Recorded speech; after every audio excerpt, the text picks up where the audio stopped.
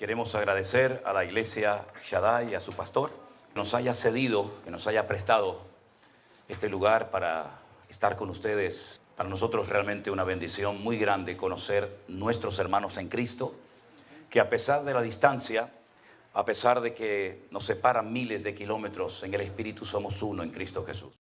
Nosotros venimos de la vieja Europa, del lugar donde salió el Evangelio hace centenares de años. Y salieron de Europa, desde Alemania, desde Inglaterra, desde Irlanda, desde muchos países de Europa, incluido Suiza también, misioneros que fueron por todas partes del mundo llevando el Evangelio. Nosotros que tenemos un idioma en común, que es uno de los idiomas más hablados del mundo después del chino y probablemente también del inglés, tenemos una Biblia que nos une, porque cuando la leemos en el idioma materno, en el idioma que hemos aprendido prácticamente desde nuestra infancia. Y siempre le estaremos tremendamente agradecidos a aquellos hombres que jugándose la vida y en algunos casos dieron su vida para que nosotros tuviéramos en el día de hoy la palabra de Dios en nuestro idioma. Hoy en día es normal que en cualquier casa de cualquier creyente puedan haber 2, 3, 4, 5 o más Biblias, ¿verdad? Si ustedes, por ejemplo, observan los devocionales, y creo que aquí hay alguna gente que ve los devocionales, siempre verán a mis espaldas, en la parte más arriba de la estantería, un montón de Biblias, ¿verdad? Y es que es normal tener hoy en día Biblias en nuestras casas, diferentes versiones, diferentes tamaños, ¿verdad? Y hay tantas que ya uno ya no sabe ni cuál comprar, que si la Biblia de la plenitud, la Biblia del varón, la Biblia de la mujer, la Biblia de este, la Biblia del otro. Y es una bendición el poder tener la palabra de Dios en nuestras manos, en nuestro propio idioma. Pero antaño, no hace mucho tiempo, era un delito, era condenado bajo pena de muerte. Y muchos hermanos nuestros dieron su vida para que pudiéramos tener la palabra de Dios en nuestro propio idioma. Y no tuviéramos que recurrir a sueños, ni a visiones, ni a mí me parece, yo siento, yo creo, sino ¿qué es lo que dice nuestro Dios? Leyendo la palabra de Dios, vamos a descubrir la esencia de Dios. ¿Cómo es? ¿Qué siente? ¿Qué quiere? ¿Qué le molesta? ¿Qué le agrada? La primera letra de la Biblia que aparece en el libro del Génesis en hebreo es una letra que se llama la letra Bet, que es una letra que significa casa. Es una letra que son 4 preposiciones. No se puede traducir las 4 preposiciones al mismo tiempo. Casidoro de Reina tuvo que escoger una, en, pero podía ser entre, o otra más, ¿verdad? Y la última letra de lo que conocemos como la ley, que es el libro de Deuteronomio, que se ha leído esta tarde una pequeña porción, es la letra Lamed. Si ustedes juntan esa primera letra del Génesis y la última letra del libro de Deuteronomio, juntamos o hacemos la palabra Lev. ¿Y saben lo que significa Lev? Corazón. Cuando usted lee la palabra de Dios, usted se mete y descubre el corazón de su Dios. No hay nada peor que conocer poco de nuestro Dios y de su palabra. Por eso el énfasis prioritario que le damos a la gente que se ha convertido en este tiempo es que desarrollen su comunión diaria y personal con el Señor. A través de su palabra usted puede conocer las intenciones del corazón de Dios. Y hay muchos ejemplos, no voy a hablar de esto en esta tarde, esto es simplemente una pequeña introducción. Cuando tengan que irse me avisan, porque yo cuando empiezo tengo un problema y es que no sé cuándo terminar. Pero como tengo 8 horas de diferencia, me imagino que estoy en España y juego con un margen de 8 horas, ¿no? Así que discúlpenme si me extiendo demasiado. Pero tenemos casos en la Biblia de personas que nunca leyeron la Biblia. Nunca.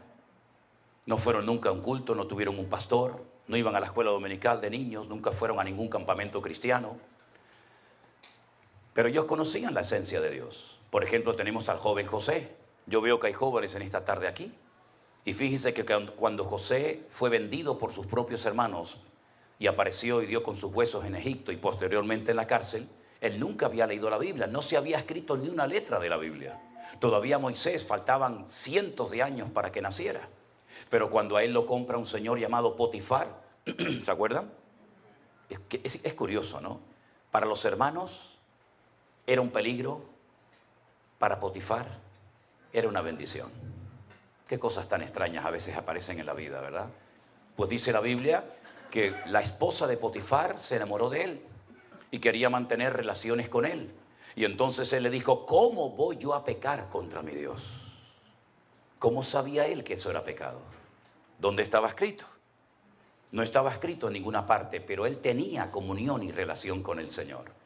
Y cuando tú tienes comunión y relación con el Señor, tú conoces el corazón de tu Dios, ¿sí o no? Él no necesitaba leer la Biblia. Cuando el Señor le dijo a Abraham, sal de tu tierra y de tu parentela, él no dijo, ¿me habré inventado esta voz? ¿Será producto de mi imaginación? No le voy a hacer caso a esta voz. Él sabía que era Dios el que lo estaba llamando. Y lo dejó todo, dice la Biblia, sin saber a dónde iba. Tiempo más tarde, cuando tiene un hijo, la Biblia dice que el Señor le pide en sacrificio a su hijo. Y él podía haber dicho, Señor, ¿me lo prometiste? ¿Me lo diste? Y ahora me lo pides en sacrificio. No puede ser la voz de Dios. Dios nunca le ha pedido a nadie el sacrificio de un hijo. Pero él no cuestionó a Dios. Él caminó 3 días sin parar desde Beersheba, al sur de Israel, hasta Jerusalén, el monte Moriah, para sacrificar a su hijo. Porque él sabía que el Dios que lo había llamado de Ur de los Caldeos para ir a la tierra prometida, era el mismo Dios que ahora le estaba pidiendo a su hijo que lo sacrificara sobre un altar en el monte Moriah. ¿Cómo lo sabía? Por la comunión, por la relación que tenía con el Señor. Por eso, hermanos queridos, si algo tenemos que mantener y desarrollar hoy en día más que nunca, es nuestra comunión y nuestra relación con el Señor, porque es lo único que nos va a mantener firmes en estos tiempos difíciles y peligrosos en los cuales nos ha tocado vivir. Amén, hermanos. Amén. Pablo le decía a Timoteo, ocúpate en la lectura. Ocúpate en la lectura. Y fíjate que estando en la cárcel, él le decía, tráeme los libros, tráeme los pergaminos, sabiendo que está a punto de morir y de entregar su vida por Cristo. Él todavía tenía anhelos de prepararse, de instruirse, de tener material para poder seguir preparándose como siervo del Señor. No hay nada peor que un cristiano ignorante. Por eso pasa lo que pasa.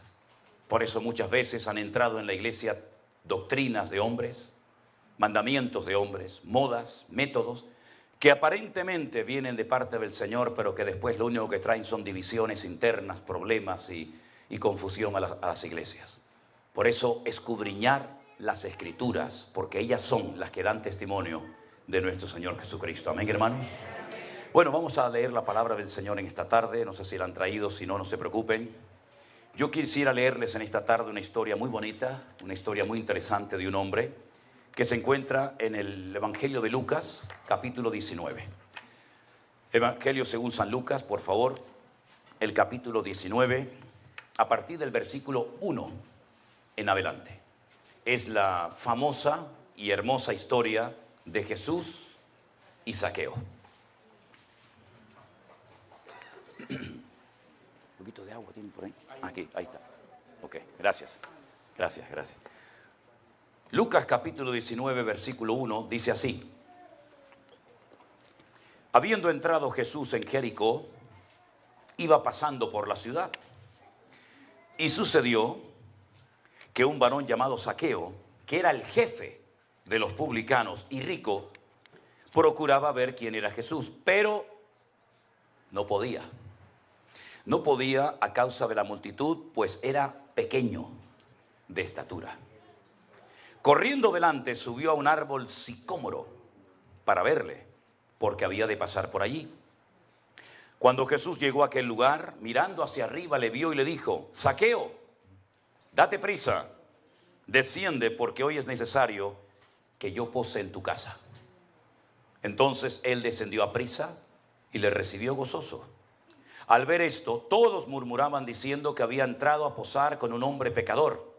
Entonces Zaqueo, puesto en pie, le dijo al Señor, Señor, la mitad de mis bienes se la voy a dar a los pobres. Y si en algo he defraudado a algunos, se lo devuelvo cuadruplicado. Versículo 9. Jesús le dijo, hoy ha venido la salvación a esta casa, por cuanto él también es hijo de Abraham. Y terminamos con el versículo 10 que dice, porque el Hijo del Hombre vino a buscar y a salvar lo que se había perdido. ¿Cuántos dicen amén? Amén. Gloria a Dios. Cuando el pueblo de Israel sale de la esclavitud en Egipto, después de casi 400 y pico de años de esclavitud allí, y lograron salir a través de Moisés, como bien saben ustedes, en la noche que celebraron por primera vez la fiesta de Pesaj o de la Pascua, estuvieron a punto de llegar a la tierra prometida y tomar posesión de aquel país virgen que era para ellos. Pero dice que por desobediencia y por incredulidad no pudieron entrar a tomar posesión de la tierra. Se quejaron, ¿se acuerdan? Lloraron amargamente en sus tiendas. Moisés había mandado un hombre de cada tribu, en total 12. La palabra que aparece ahí no es la palabra espías, sino la palabra exploradores. Vayan y gócense y disfruten del país tan lindo y tan hermoso que el Señor nos ha entregado. Están 40 días reconociendo el país. Cuando regresan, la Biblia dice que la gente estaba con la expectativa, con la ilusión de recibir aquel informe. Desanimaron al pueblo. Le dijeron, la tierra traga a sus moradores. La gente es enorme, son como gigantes. Nosotros parecíamos como pequeñas langostas en comparación con ellos. No vamos a poder conquistar el país. Solamente 2, ¿verdad? Como bien saben ustedes la historia, Josué y Caleb, los mandaron a callar y dijeron, ¿qué están diciendo? Es verdad que hay gigantes, es verdad que las ciudades están fuertemente protegidas por murallas, pero nuestro Dios está con nosotros y Él nos va a entregar la tierra. Así que no tengamos miedo, vamos a subir y los vamos a comer como si fueran pan. Lamentablemente no les hicieron caso.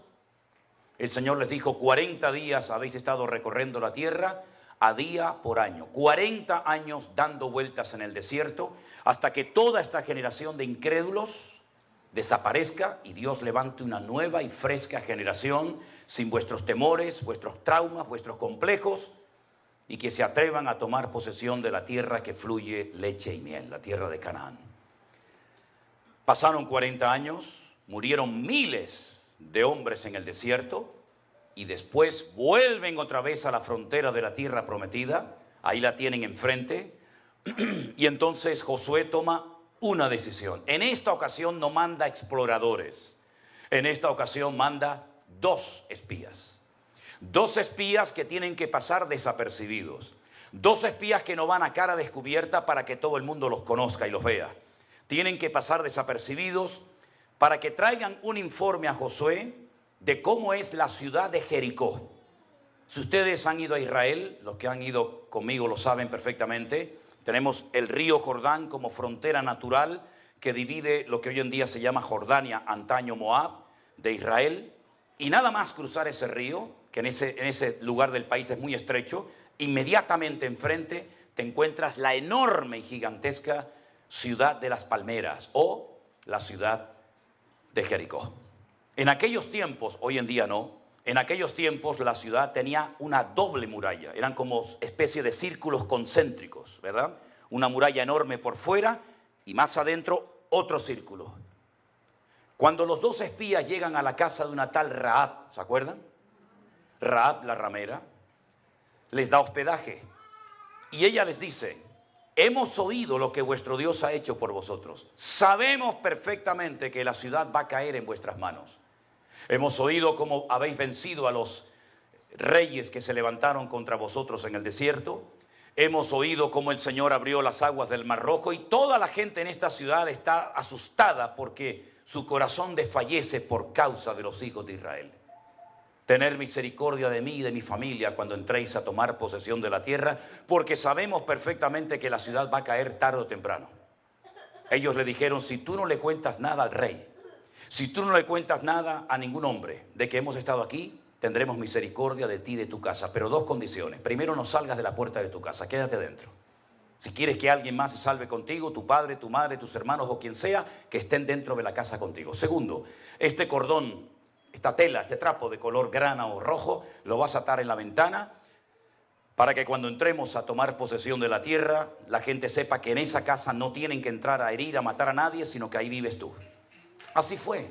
Todos conocemos la historia. Después de días y días de dar vueltas, la ciudad cae y las murallas de Jericó, según los arqueólogos, que les llamaron mucho la atención. No cayeron según la posición de las piedras de adentro hacia afuera, ni tampoco de afuera hacia adentro se cayeron, sino que todavía tenemos en nuestra retina las imágenes de cómo cayeron las famosas Torres Gemelas.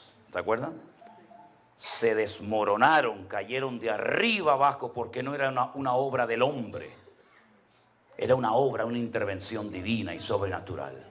Las piedras se desplomaron sobre sí mismas y todas las murallas cayeron, excepto la casa de Rahab la ramera, que dice el libro del Génesis que ella vivía, su casa estaba entre un muro y el otro muro, en medio ella vivía. Toda la ciudad se desmoronó, pero su casa permaneció, porque la Biblia declara y dice: caerán a tu lado 1000 y 10.000 a tu diestra, mas tú no caerás, por cuanto has puesto tu confianza en el Señor tu Dios. Eso fue lo que pasó. Aleluya. Tremendo, tremendo. Esa ciudad cayó. Fue la primera conquista importante de la tierra prometida, y de ahí en adelante fueron tomando posesión de la tierra hasta llegar hasta la frontera, hasta el norte, que le tocó en posesión a la tribu de Dan. De ahí que se diga desde Dan, ¿verdad? Desde Dan hasta Berseba, desde el norte hasta el sur. En esta ciudad, que fue conquistada no por una estrategia humana, no por un método humano, sino por la voluntad y el poder de Dios, es donde el Señor Jesucristo se encuentra ahora. Este pasaje de Lucas capítulo 19 acontece en la ciudad de Jericó. Y es en la ciudad de Jericó donde hay un pequeño hombre de una estatura muy, muy pequeña, llamado Zaqueo, que es el jefe de todos los publicanos y además un hombre tremendamente rico. Los publicanos en aquella época eran personas odiadas. Nadie quería tener contacto y comunión con los publicanos. Ellos no eran romanos. Los publicanos no eran extranjeros, por lo menos en Israel. Eran judíos que se pasaron al bando contrario, al bando del enemigo, y se encargaban de recaudar los impuestos para el enemigo, y al mismo tiempo se llenaban los bolsillos. Y por eso se enriquecían de una manera injusta. Este es el jefe de todos ellos. Uno de los peores insultos que se te podía decir en aquella época a un hombre era llamarte publicano, que es lo mismo que traidor. Traidor. Recaudando, sacando el dinero, robándonos el dinero, nuestros ahorros, nuestros recursos, para dárselos al imperio romano, al enemigo.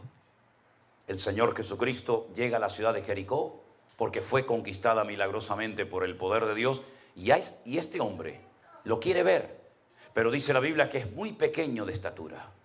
No lo puede ver, no se desanima, no se deprima, no dice, bueno, total, ¿qué más da? Sino que sale corriendo, se sube a un árbol sicómoro. De hecho, el árbol sicómoro más famoso de Israel justamente está en Jericó.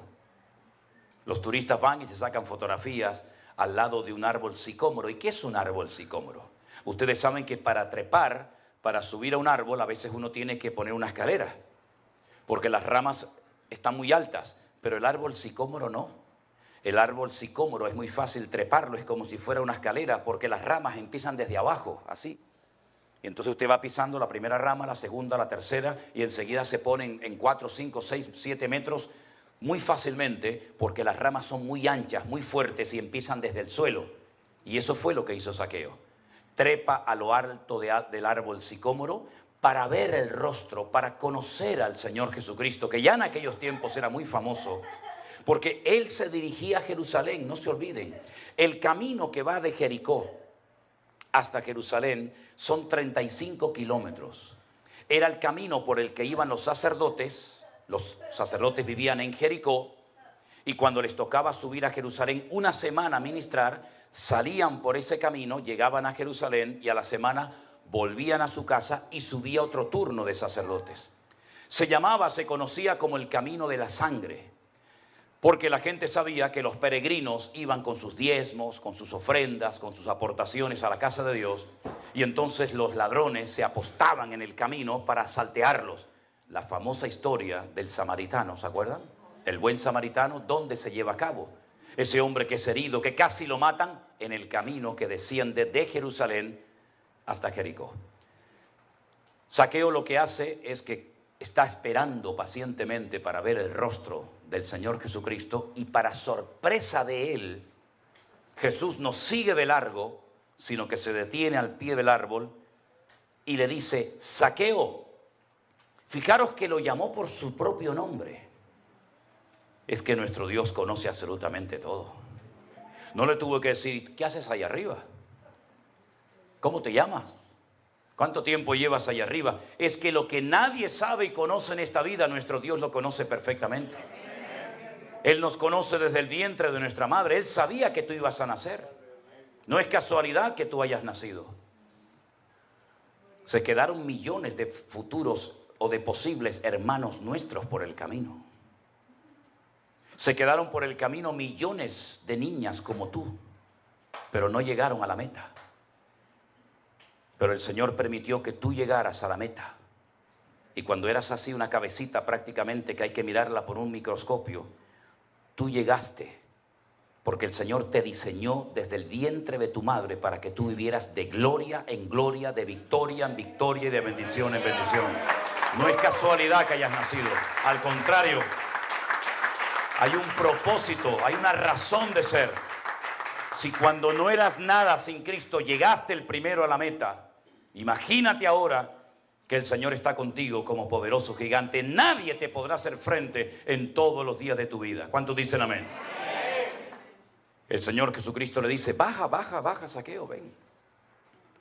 Yo hoy quiero comer en tu casa. Claro, para muchos fue un escándalo. Porque hay personas, cristianas evangélicas también, que ya creen que lo saben todo. Tienen sus esquemas. Esto está bien hacerlo en la iglesia, pero esto no. Porque te educaron, te criaron como que tú eres el que controlas. Tú eres el que sabes. Y entonces, en cuanto se sale el programa del protocolo o del horario, o el predicador no sé qué, o el músico, enseguida nos ponemos nerviosos. Y por eso muchas personas en la época del Señor Jesucristo se ponían nerviosos cuando, por ejemplo, veían que iba a entrar a la casa de un publicano, de un traidor. Porque no les cabía en la cabeza que el Señor, si era tan santo y tan sabio, entrara a comer a casa de un pecador. Pero ¿para qué vino el Señor Jesucristo a este mundo, mi hermano? ¿Para darle una palmadita en la espalda a los religiosos y que sigan con su fariseísmo y con su hipocresía? ¿O Él vino a buscar y a salvar lo que se había perdido? Porque es muy fácil ser cristiano aquí adentro. Pero es que yo he visto un montón de gente durmiendo ahí en la vereda de esta calle que de alguna manera habrá que ir a alcanzarlos para Cristo, o por lo menos evangelizarlos en algún momento. Pero no le lleve una Biblia a un muchacho que está enganchado a la droga, a la heroína, a la cocaína, al crack, que está pasando frío, hambre. No le lleve una Biblia porque no le va a servir de nada. Llévele un pan, llévele un café con leche y después le regala la Biblia. Primero vaya a lo natural y luego vaya a lo espiritual.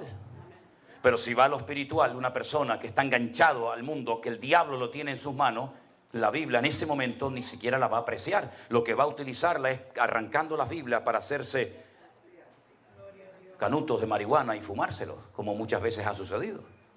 Entonces Jesús entra en la casa de Zaqueo, el publicano, porque es la persona más representativa de la ciudad en cuanto a los pecadores se refiere.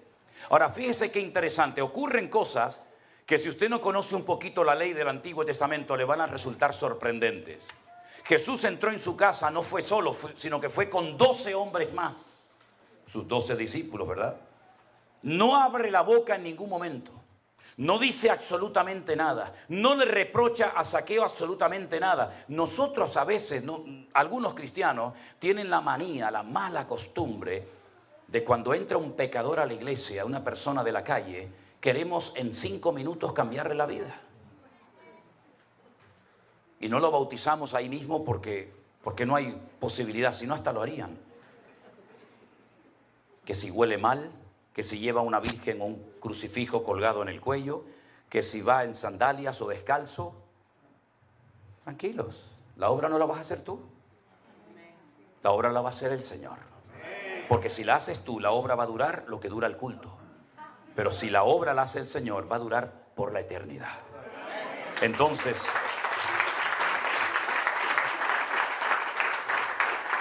el Señor Jesucristo no abrió la boca. Podía haber dicho, Zaqueo, parece mentira. Somos judíos.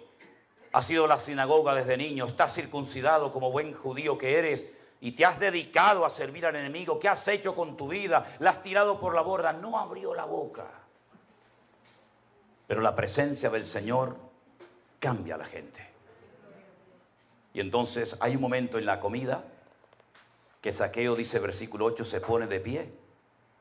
Cuando una persona en la Biblia se pone de pie, es porque va a decir algo importante. Era la forma de la época. No había micrófonos, no había megafonía. Entonces un hombre y una mujer se ponía de pie y todo el mundo guardaba silencio, porque algo importante va a decir. Él se pone en pie y dice, Señor. Lo llama Señor. En hebreo hay dos palabras para la palabra Señor. Una es la palabra Baal. Sí, Baal. La del ídolo. Sí, Baal. Baal significa Señor. Lo que sería el Señor en minúscula para nosotros. ¿Me explico? En hebreo no existen mayúsculas y minúsculas. Baal es Señor. Por eso dice que Sara llamaba a Abraham mi Señor. Baalí. Pero la otra palabra que solamente se emplea para el Señor Dios Todopoderoso es la palabra Adonai o Adoní, que es mi Señor. Y si usted lee el Nuevo Testamento en la versión hebrea, dice Adoní, mi Señor, no Baal, sino Adoní, lo está reconociendo como el Señor. Luego ya empezamos bien. Le llama Señor, lo reconoce como el Señor, lo reconoce como el Creador, lo reconoce como el amo de su vida y entonces añade la siguiente expresión. Señor, la mitad de mis bienes se la voy a dar a los pobres, la mitad. Imagínate tú, saca cuenta de todo lo que tienes y dice, bueno, tengo $1.000.000 en cosas. La mayoría de ustedes tienen eso, ¿no?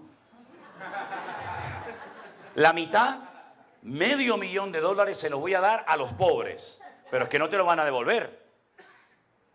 Es que no lo puedes dar con intereses. Bueno, es una inversión. Les doy $500.000 y recibo a los 6 meses 700.000. No. Se lo voy a dar desinteresadamente. La mitad de mi patrimonio se lo voy a dar a los pobres. Algunos dirán, pero esto es una locura. ¿Qué le pasó a este hombre? Es que cuando Cristo entra en un hogar, uno hace locuras para el Señor. La mitad de mis bienes se la voy a dar a los pobres. Y escucha, y si en algo he defraudado, tú sabes que has defraudado, Zaqueo. Tú sabes que esa riqueza no vino de trabajar. Muy poca gente se hace rica trabajando, ¿eh? Discúlpenme. En España. Aquí no. Aquí yo sé que trabajan y todo el mundo se hace rico. Ya. Vienes con una mano delante y una mano detrás y en un año eres millonario. Ya. Y yo me chupo el dedo, como decimos ahí en España, ¿no? También, ¿eh? Si en algo defraudado, y era para decirte, pero ¿cómo no vas a defraudar, querido? Si la casa que tienes, la ropa que tienes, todo el patrimonio que tienes, ¿de dónde rayo lo has sacado, mijo?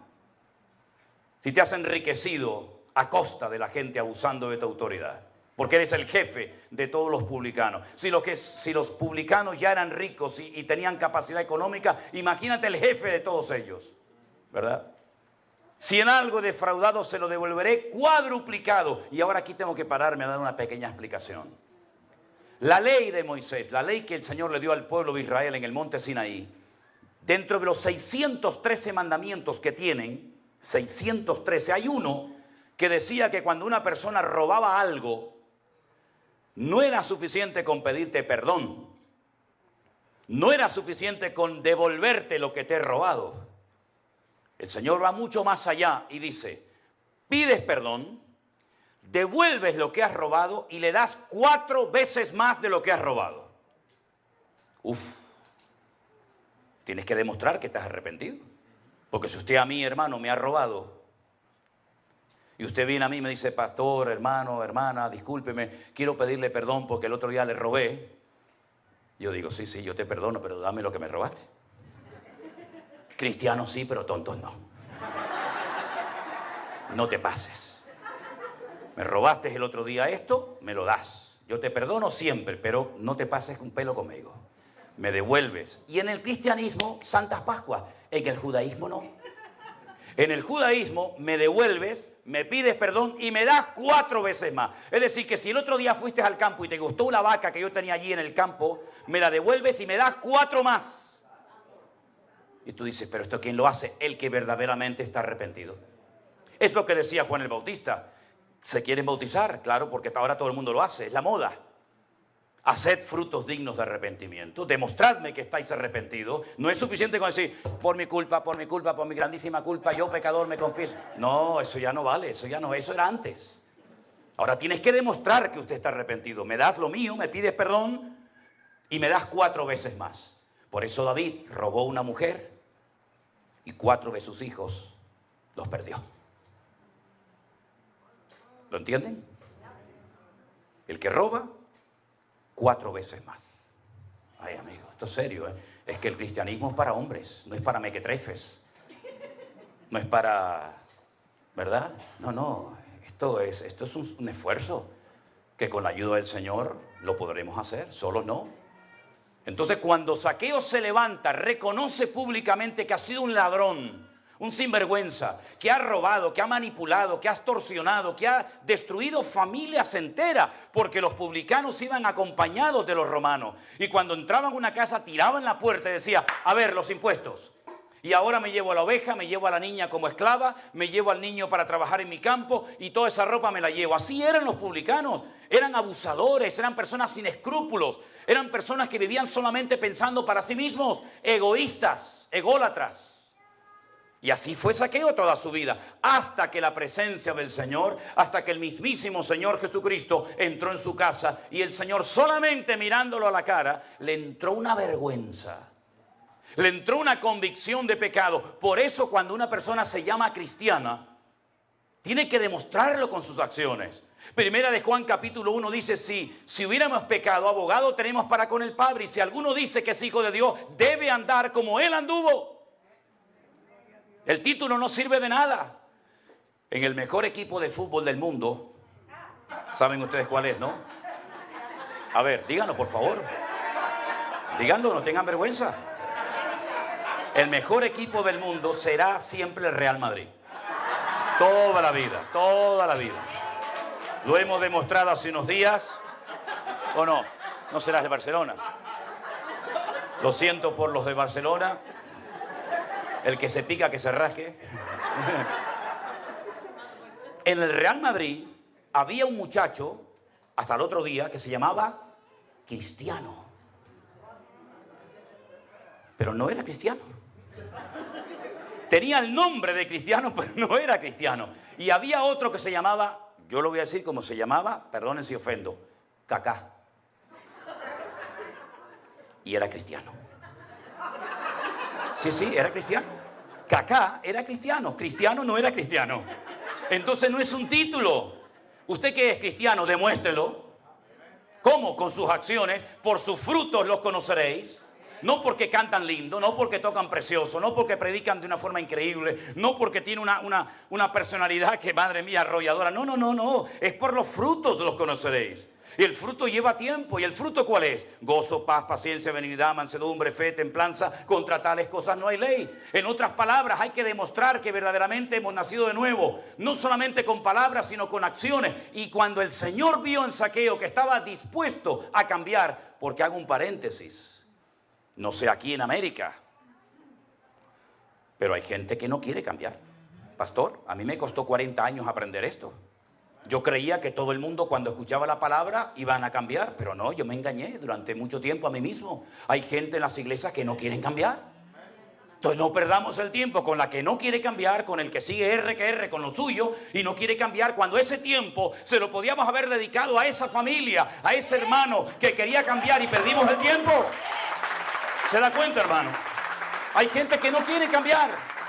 Te respetan, te saludan, te admiran, te piden autógrafos, te piden fotos, pero en el fondo no quiere cambiar, va a seguir igual. Pues no pierdas el tiempo, que ya somos muy mayorcitos para perder el tiempo, hermanos.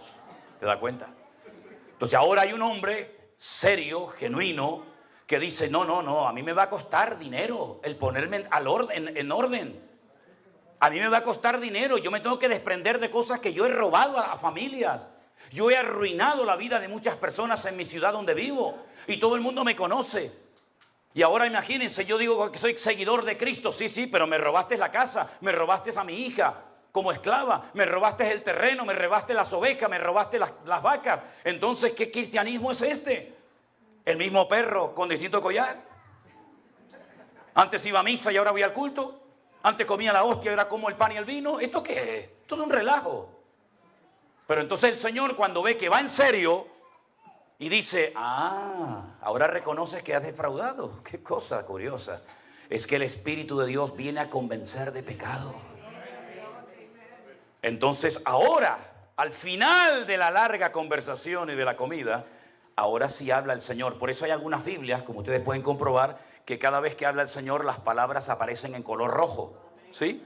En este caso es así. Y ahora yo voy a leer las palabras que aparecen en rojo, después de haber escuchado a Zaqueo, y dice así, el Señor: hoy ha venido la salvación a esta casa, por cuanto él también es hijo de Abraham.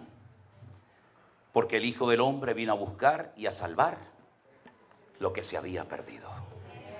La bendición viene después del arrepentimiento. La bendición viene al hombre y a la mujer obediente, no al que quiere beneficiarse del Evangelio sin pagar el precio, sin pasar por la cruz. Se ha pervertido de tal manera el Evangelio que se le ofrece al pecador, se le ofrece al desobediente todo a cambio de nada. Venga adelante, oramos por usted para que reciba la unción del Señor. ¿Y para qué la quiere? ¿Para pecar? ¿Para seguir en desobediencia? Venga adelante y el Señor le va a sanar. ¿Para qué? ¿Para que te vayas al bar otra vez a emborrachar? No, venga a la iglesia, como dicen algunos hermanos. Venga a mi iglesia que oran por usted y el Señor le resuelve todos los problemas. ¡Falso! No es verdad. Hay problemas que yo tengo porque soy cristiano, que si no fuera cristiano nunca los habría tenido. Entonces usted dirá, ¿y entonces cuál es la diferencia, hermano? Si yo vengo a la iglesia y tengo problemas y tengo dificultades, es muy clara la diferencia. Que antes sin Cristo me volvía loco. La gente recurría a magos, astrólogos, adivinos, tarot, cartomancia, horóscopo, etcétera, etcétera. Y ahora todo lo puedo en Cristo que me fortalece. Y cuando clamo, Él me responde. Fuerte ese aplauso a Él. ¡Aleluya! ¡Gloria a Dios! Ese es nuestro Dios. No se sienta mal si está enfermo y el Señor no lo ha sanado. No pasa nada. No pasa nada. Aunque te sanara, te vas a morir igual. ¿O no? Porque a mí me hace gracia. Todo el mundo quiere ir al cielo, pero nadie se quiere morir. Pues para ir al cielo hay que morirse, mijo. A menos que el Señor nos lleve en el rapto, que no sé si estaremos allí. ¿Verdad? Oye, yo conozco un hombre, y usted también lo sabe de quién estoy hablando. En una semana enterró a los 7 hijos. Eso tiene que ser terrible, hermano. Terrible. 7 muchachos enterrados en una semana. No te quedó ni uno. Y los animales, y las cosechas. Y hasta la mujer se le puso en contra. Y le dijo, muérete de una vez y maldice a Dios. Y los amigos vinieron más que para animarlo, para hundirlo más todavía de lo que estaba. ¿Verdad? Y la carne se le empezó a descomponer como si tuviera una sarna, una lepra maligna. Se le caía a trozos la piel. Daba asco, repugnancia estar al lado de ese hombre. Y la gente decía, pero si es tan bueno, si es tan santo, si ora tanto, ¿por qué vive así? Y cuando peor estaba, se levanta y dice, ¿saben una cosa? Aunque mi Dios me mate, no voy a dejar de adorarlo. Porque yo sé que mi Redentor está vivo y yo lo veré a Él con mis propios ojos. ¡Aleluya! Esa es un hombre de fe y de autoridad y de madurez en el Señor. Y ese es el cristianismo que hoy en día se necesita ver en las iglesias hoy en día. No gente que ante cualquier cosa ya se cambian de iglesia. No gente que como Dios no me ha sanado, yo me enfado con Dios. Y hay que ser ignorante para enfadarse con un Dios tan bueno. Porque hay una cosa que yo nunca lograré entender, por lo menos en esta vida. Y es que el hecho de enamorarnos nosotros de Dios es lógico. ¿Cómo no se va a enamorar uno de un Dios tan bueno, tan misericordioso como el que tenemos? Que me ayuda, me bendice, me levanta, me restauró. ¿Cómo no me voy yo a enamorar de Él? Pero lo que no entiendo, mis queridos hermanos, es cómo Él se enamoró de nosotros. Eso es lo que yo no entiendo. Sinceramente es como cuando uno ve esos bellezones de mujer que se casan con un tío tan feo que yo digo, ¿pero qué le vio? ¿Qué le vio? Pero si esta mujer podía llevarse al que quisiera. Eso fue lo que hizo.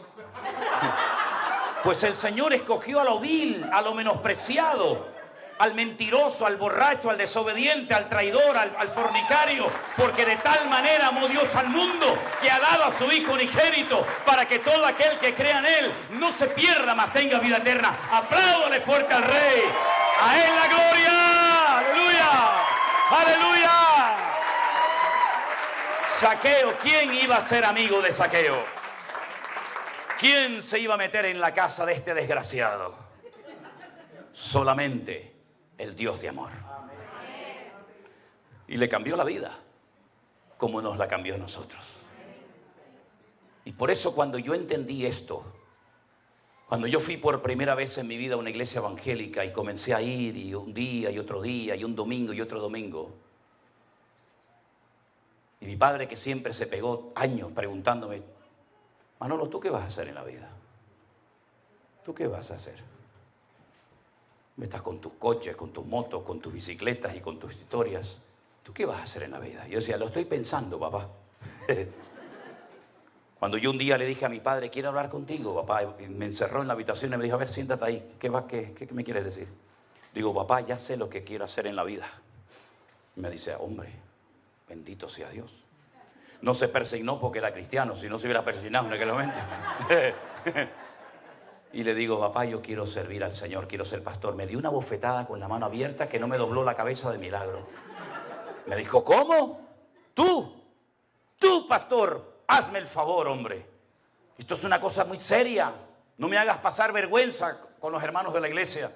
Tú no sirves para esto. Y me empezó a dar ahí un sermón, ¿verdad? Con 18 puntos, conclusión, ¿verdad? Y todo lo que quiera. Pero yo estaba convencido de que si esto es verdad, si este libro que lo escribió o lo inspiró el Espíritu Santo, que es matemáticamente perfecto, cuando Cristóbal Colón se levantaba por la mañana y se fue al rey Fernando de Castilla, Fernando de Aragón, Isabel de Castilla, y le dijo: majestades, quiero que me financien un viaje. ¿A dónde vas? Dice: voy a descubrir un nuevo mundo, un continente. Y le dijeron: ¿pero a dónde vas, tarado? ¿Dónde vas? ¿Qué nuevo mundo? ¿Tú no te das cuenta que aquí en España hay un pueblo que se llama Finis Terre? Aquí termina la tierra. Si te vas para allá te vas a caer. Y él dijo: no. ¿Cómo que no? No. Y usted va a Sevilla y coge el diario personal de Cristóbal Colón, y él leía la Biblia. Dicen que era judío. Y leían Isaías: el Señor, Dios Todopoderoso, Jehová de los ejércitos, está sentado sobre el círculo de la tierra. Y la gente decía: no es plana. Él decía: no, es un círculo. Porque si fuera plana, veríamos constantemente el sol ir de un lugar a otro. Pero cuando sale por el este y se oculta por el oeste, y mañana me levanto y lo vuelvo a ver por allí, tiene que ser redonda la tierra. Si fuera plana, siempre lo veríamos de un lado para otro. La tierra es redonda, majestad, porque la Biblia lo dice. Y cuando encontramos en la palabra de Dios consejos para la familia, para los solteros, las viudas, los casados, para todo el mundo, cuando yo descubrí que Dios había hecho hombre, se había hecho carne, y había muerto por mí en una cruz y habían metido en una tumba. Y bueno, pues fue muy bueno, y ahí terminó. No. Ahí es cuando empezó todo. Al tercer día dice la Biblia que fueron a buscarlo y no estaba, la tumba estaba vacía. Y no es que habían robado el cuerpo, no es que se habían equivocado de tumba, no, sino que había resucitado, dice la Biblia. Y la piedra no se movió para que él pudiera salir, sino ¿cómo va a salir? No. La piedra no se movió para eso. La piedra se movió para que tú entres y veas que la tumba está vacía. Cuando yo entendí eso, yo dije: Dios mío, esto es increíble. Que Dios murió por mí, que lo metieron en una tumba. Yo he estado docenas de veces en la tumba donde Jesús estuvo enterrado, allí en Jerusalén. Y nunca olvidaré cuando un día dentro de la cueva donde José de Arimatea la había labrado para prepararse su sepultura y la de su familia, una hermana me dice: pero hermano, ¿qué venimos a ver aquí? Y le digo: aquí, nada. Me dice: ¿cómo que nada? Digo, ¿se imagina que estuviera ocupada? ¿Se imagina? Yo le puedo llevar al que quieran a la tumba del rey David. Digo, mira, ahí está David Hamelech, el rey de Israel, el dulce cantor de Israel. Venga, te voy a enseñar la tumba de Abraham. ¿Quieres ver la tumba de Adán y Eva? ¿Quieres ver la tumba del patriarca Jacob, Isaac? Ven, te la enseño. ¿Quieres ver dónde está enterrada Raquel? ¿Quieres ver dónde está encerrado Zacarías? Yo te llevo. ¿Quieres ver la tumba de José? Pero la tumba de Jesús está vacía. Cuando yo dije, si esto es verdad, se lo tengo que contar a todo el mundo. Porque no todo el mundo sabe esta historia. Saben la historia de Semana Santa, de la religión muerta y vacía. Que tienen que llevarlo a cuestas. Que tienen que sacarlo y meterlo cuando no llueve. Porque cuando llueve, cuidado que se mojan y se echan a perder las estatuas. Tuvimos hace poco en una de las 7 islas Canarias, en una pequeñita que se llama La Palma, un volcán que hacía 50 años que no explotaba. Así, de la noche a la mañana, en décimas de segundo, ¡pum!, explotó el volcán. 3.000 casas las destruyó en pocos días. Carreteras, colegios, fincas, terrenos, invernaderos. No destruyó toda la isla por la gracia y la misericordia de Dios. Como el volcán en las Islas Canarias va muy lento y más o menos se puede prever el recorrido que va a hacer hasta que llega al mar, sabían que el volcán, que explotó más o menos como a la mitad de la isla, iba en dirección a un pueblo. No recuerdo ahora mismo Todoque, creo que se llama así el pueblo. Y entonces dijeron, uy, cuando llegue el volcán al pueblo va a destruir la iglesia del pueblo. Y entonces la gente salió corriendo a las iglesias, bajaron al San Pancracio, bajaron a la Virgen de no sé qué, bajaron al otro que estaba clavado en la cruz y veías a la gente corriendo por las calles con los muñecos a cuesta. Y yo decía, Dios mío, pero si ahora tienen una oportunidad extraordinaria para demostrarle a todo el mundo y a las Islas Canarias, no se preocupen, a mí no me tiene que cargar nadie, yo voy a parar el volcán. Conmigo no puede porque yo soy Dios, somos dioses. Tienen ojos y no ven. Tienen boca y no hablan, tienen pies y no caminan, tienen oídos y no oyen, y semejantes a ellos son los que los adoran. Pero sin embargo, nuestro Dios no hay que cargarlo en hombro. A nuestro Dios no hay que pegarle gritos, porque nuestro Dios dice, clama a mí y yo te responderé. Pedid y se os dará, buscad y hallaréis. Nuestro Dios oye, conoce y está con nosotros. Es El Shaddai. ¿Cuántos dicen amén? Y puede ser que en esta tarde haya alguien que dice, yo ese Dios no lo conozco. Claro, yo tampoco lo conocía. Yo conocía la religión que los españoles trajeron aquí, a América, y a México, y a Venezuela, y a Colombia. Yo conocía esa religión que venía con la ley, con la orden debajo del brazo de los reyes de España, que conquistaran la tierra, tomaran posesión de ellas, y los que se resistieran y no se quisieran convertir al catolicismo, le cortaran el cuello. Esa es la religión que vino de allá. Una religión que no funcionaba allí y la querían traer aquí. Una religión con la espada en una mano y con la cruz en otra. ¿Te bautizas? ¿Te haces católico? ¿No? El siguiente. Sí, venga, para adentro.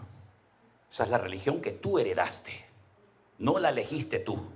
Te la impuso tu papá, el abuelito y la abuelita. Esa religión no existía en la época de Jesús. Esa es la religión que viene del término religa, reluga, relegare, que significa atarse o volverse a atar otra vez. Jesús no era católico, tampoco evangélico. Jesús era judío, pero él vino enviado por el Padre para dar vida y vida en abundancia. ¿Conoces a ese Jesús? ¿Lo conoces? No lo sé. Ahora, yo ya he terminado, Yo no voy a seguir hablando más, podría hablar hasta mañana si quisiera. Pero ahora le toca a usted decidir qué va a hacer con lo que ha oído. Nosotros no venimos de España a que nos aplaudan, como ustedes comprenderán. Nosotros no venimos a España aquí de vacaciones. Hemos venido aquí para hablarte de mi Señor, el que me salvó, me liberó y me sanó.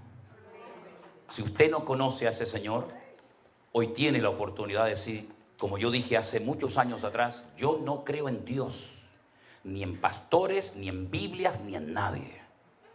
Pero si tú existes verdaderamente y puedes hacer algo por mí, yo te pido que me ayudes a cambiar, porque yo quiero conocerte. Bendita la hora que hice aquella oración. La hice con 17 años, voy a cumplir 61 años dentro de poco, y no me arrepentiré jamás en la vida de haberle entregado mi vida al Señor Jesucristo. ¿Usted lo conoce?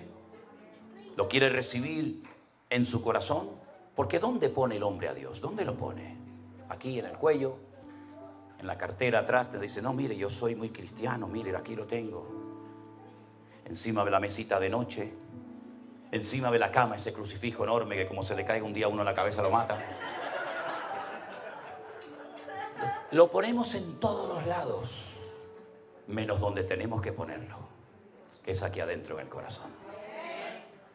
A mí me da igual dónde se vaya a congregar usted, si es aquí, allá o en ninguna. Yo no vengo a hacer publicidad de una iglesia. Usted ha vivido perfectamente sin mí toda su vida y yo sin usted. Por lo tanto, no venimos para hacer un negocio. No. Yo vengo para hablarte del Señor que me cambió la vida.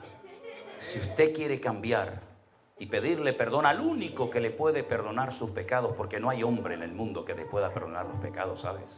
No hay pastor, reverendo, no hay nadie que te pueda perdonar tus pecados sino solamente Dios. ¿Y quién no ha pecado? Dígame.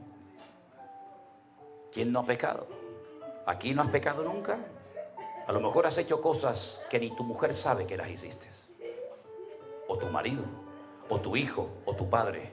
Pero Dios es un Dios de amor que dio su vida en la cruz por ti, para que si hoy tú quieres conocerle, lo puedas conocer y empezar tu vida nueva. Cierra tus ojos ahí donde estás, mi querido hermano.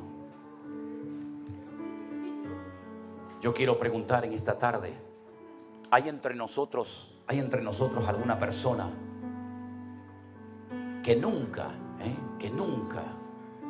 le ha entregado su vida a Él, al Creador del universo, al Señor Dios Todopoderoso? Pero tú lo quieres hacer en este momento. Ahora es el momento de hacerlo. Ahora es el momento de decir, Señor, perdóname. Cambia mi vida, Jesús. Quiero conocerte. Me gustaría mucho poder orar por usted. Me gustaría mucho poder orar por ti. Simplemente tienes que levantar tu mano ahí donde estás. Dios le bendiga. Dios le bendiga. Dios le bendiga. Dios le bendiga. Amén. Dios te bendiga a ti también. Gloria a Dios. Este es el momento más importante de esta reunión. Es el momento de mayor reverencia.